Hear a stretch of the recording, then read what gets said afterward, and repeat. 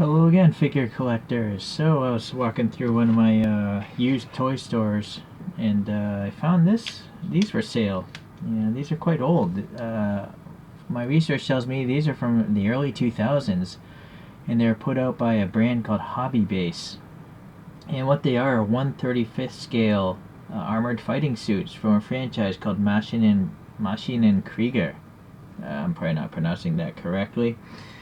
So here's some images of some other fighting suits and tanks and walking vehicles. And so there's a bit of a story. A Japanese gentleman, Kao Yokoyama. Sorry, I'm just trying to read. Kao Yokoyama in the 1980s created an illustrated series of these fighting suits in some far-off future world. And so some model kit companies and toy companies have been making these things now. I actually have a 1/20th scale model kit of one of these suits. I just never finished it because painting stuff is a pain. So I bought all these up. Thought I'd just take a look. There's not going to be much going on because look how small this is. Right? These are 1/35th scale. But the intention is there'd be a human being up in here, and it's an armored suit. Kao Yokoyama was inspired by World War I and II vehicles, so there's a lot of that styling. In particular, they look like they're German in their design. They very often have that same type of camouflage you'd see on German tanks and stuff like that. Okay, well, I really don't know much about these, so I'm just gonna go over what I'm seeing here. So first we have this closed cockpit one, and it's got a cool looking paint scheme as if it's an animal. And then there's no articulation in this arm. I have a feeling this might be like a flamethrower arm. And then over here we have a regular robotic arm. No articulation there. This flap moves up and down a little bit. And this one has a little flex in it, but not much. It's not meant to be posed, I guess. I did notice that the legs come off though. So there's a couple pegs here, see, holding this. But that's it. The leg is one solid plastic piece, just painted. And so the only articulation you have is the ability to spin these legs. One cool thing though is molded in are these pipes, or hoses, leading from the back to the knee here. I'm not sure what those are. Maybe this is like a steam powered thing, I'm not sure. There's also a hose off of this guy's arm, and it goes into this hole here. So it seems like a lot of glue might be necessary to keep the hoses in place.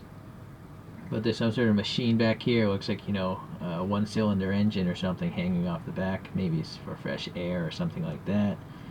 Maybe this is like a video camera up here, kind of like on an F1 car, or here as well.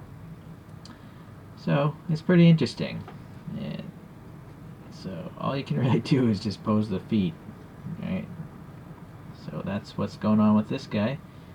I'm guessing, I don't know if that's even a number 6 or some other stylized thing. So let's look at this one here. This is an open version. Unfortunately, there's no head in this thing. And I looked at images. I don't think they ever came with heads. But if you look up some other images here, you can find, some model kits and stuff. They'll either come with a person, or the thing will be open and someone's head will be, right here. So this one, the top is glued in place. I have a feeling the previous owner glued it because one of these that does come off. This one is marked with the letter D. And then same thing, hose just going into this port here. There's an interesting little speckling camouflage on the shoulder. And then this thing, I don't know. Oh, look at this. So the arm, I guess you can twist it a little bit, just a bit of a peg. But what is this thing? It looks like a screw with a bolt. So I'm not sure if that's supposed to represent a gun, or if it's like a mechanical, construction thing, like a... What are those things that pound concrete? I forget. Not a pile. It'll come back to me. Anyway, so that arm can twist a little bit, I guess. Yeah, alright, so up and down, but not. So we have 4 points of articulation then. Now this is pretty rigid, this plate, but the side plate, oh, I just broke it. So maybe that was a separate piece originally, but now it's just broken. I'm gonna have to glue that in place. So that's unfortunate. Be mindful of that if you buy one of these. Yeah, ideally it'd be cool if there was like a little head in there, you know. Alright, well anyways, that's what this guy is. And now this one I thought was the same, but no, it's got a letter Q. It's not a D, but it essentially looks identical, right? It's the same type of arm, the same type of shoulder guard with pattern, same type of weathering. Yeah, so it's really pretty weak as far as this company's attempt to make it collectible. The only difference is the letter. Everything else seems to have the same paint on it.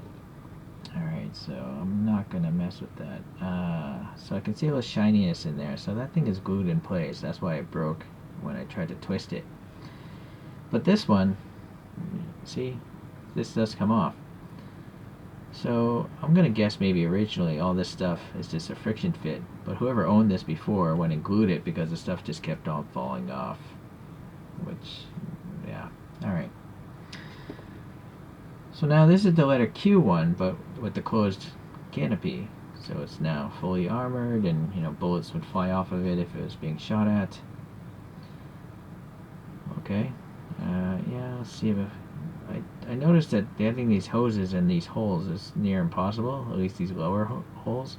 So you'd actually have to take a small drill bit to get this hose to rest in there, and probably add some glue. Maybe I'll do that later. Same here. This one fits, but it just falls out because there's no glue holding that hose in place. Yeah, you can see a little shininess of glue there. So maybe it was down at the factory. I'm not sure. Okay, so now this one, it seems identical to that one. It's just the letter M. Right? It has the same arm with this either like a hammer drill or a machine gun. And then all the other paint apps look identical. Oh, well, I guess this one's a little greener than this one on this side. This one's a little browner. Alright. Alright, so now these are basically, I think, the same mold again, as far as the main body goes, but obviously a different paint scheme. This one, I think, has the flamethrower arm attachment. And then still the same hose details, but they don't seem to go into the bottom holes. So, same engine, but different color. This one's got a printing of some dice on the back. That's the letter A. And the dice are up on front as well. So it's kind of like, reminds me of a World War II fighter plane, where they put these little mascot prints on there. Alright. So the letter C seems identical to that last one. It's just the letter itself has changed. Oh no, wait, I'm a little bit wrong. This one has an open hand. This one has a closed fist. But everything else looks the same. Okay. The letter G, we have this hammer drill thing, again. And then the dice there as well. Okay, and the open canopy. And this letter C just has an open hand compared to this letter C with the closed fist. I guess it's the same paint scheme again.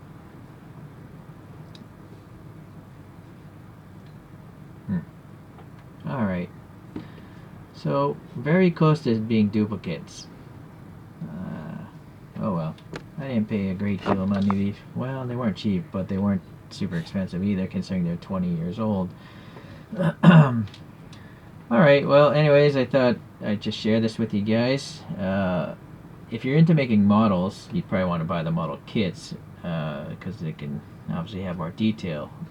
But they do seem to come in either 1/35th scale, 1/20th scale, and 1/72 scale, depending on how large the vehicle or armor is. But there are definitely some cool ones here. This one's got smoke launchers and This looks like a research one or something. Alright, well, thanks for watching today, and I'll see you the next time we get some figures in. Bye.